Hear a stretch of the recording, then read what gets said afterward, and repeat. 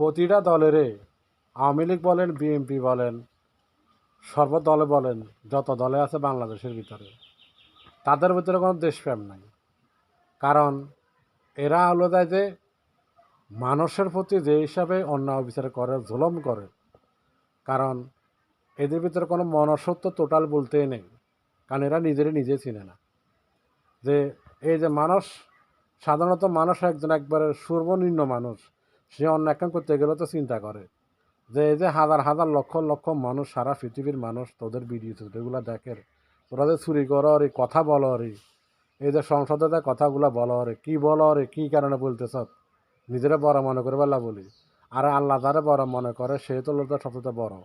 নিজে এত বাহাদুরি দেখো রে কিনলেগে, তোদের মতন চোর আর আসেনি দুনিয়ায়। হ্যাঁ, কেন এই ধরনের কার্যকলাপগুলো করতেছ? সময় আছে, এখনও ইনশাল্লাহ ভালো হয়ে যায়। কারণ নিজেরা চিন, নিজের বউ বাচ্চারা চিন।